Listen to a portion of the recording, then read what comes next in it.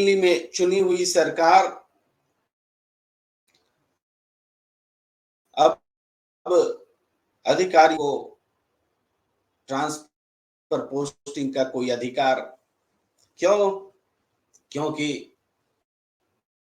केंद्र की सरकार को ऐसा लगता था कि दिल्ली में जो सरकार बैठी है वो सरकार भ्रष्टाचार को बढ़ावा दे रही है। गजब का तर्क रहा कि दिल्ली में भ्रष्टाचार हो रहा था और केंद्र की दिल्ली सरकार, नरेंद्र मोदी सरकार उस भ्रष्टाचार को खत्म करने के लिए कमर कस कर बैठी थी। क्या करती? तो उन्होंने कानून का सहारा लिया। पहले तो सुप्रीम कोर्ट गई, सुप्रीम कोर्ट में लड़ाई लड़ी गई, दिल्ली की दोनों सरकारों में लड़ाई हुई। आखिरकार अरविंद केजरीवाल की सरकार जीत गई।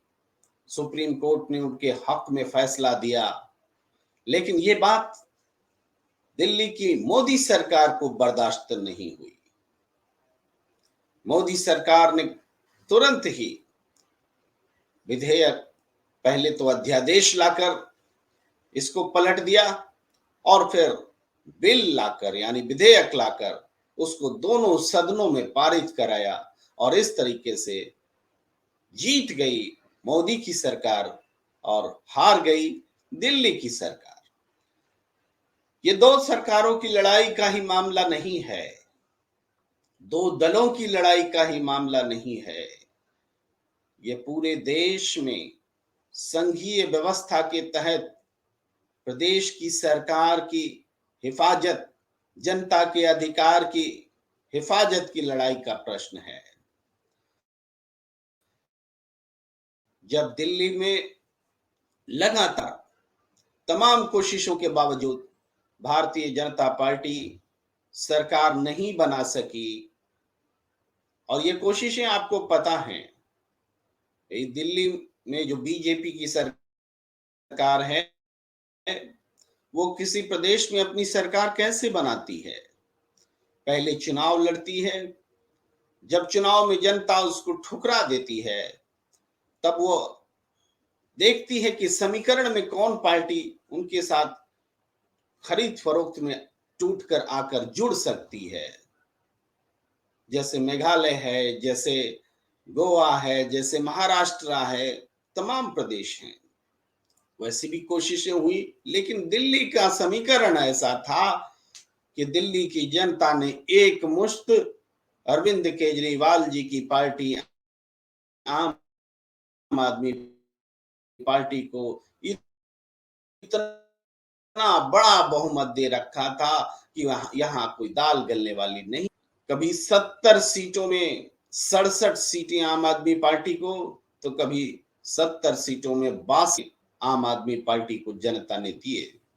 जाहिर है खरीद फरोख्त गठबंधन के स्तर पर संभव नहीं था,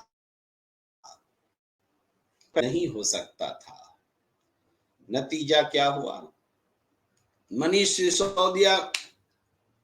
सिसोदिया डिप्टी सीएम रहे, उनको बारंबार कहा गया जेल जाने से भी बच सकते हो, मुख्यमंत्री बना देंगे, बीजेपी के साथ चले आओ। ये बात स्वयं मनीष सिसोदिया ने बताई है। लेकिन मनीष सिसोदिया ने कहा कि ये मुमकिन नहीं है, हम अरविंद केजरीवाल जी के साथ में धोखा नहीं कर सकते।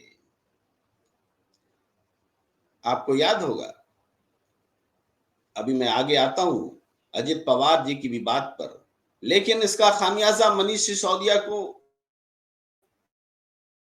कैसे हुआ? जेल जाना पड़ा, जेल में है, लगातार जेल में है। क्यों जेल में है? क्या उनके घर से 1 रुपए की आमदनी हुई है? निकाय 1 रुपए जब्त किए गए हैं? नहीं।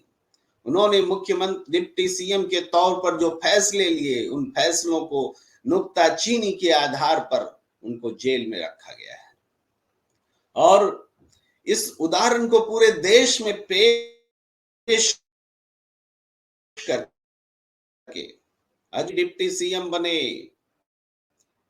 इससे पहले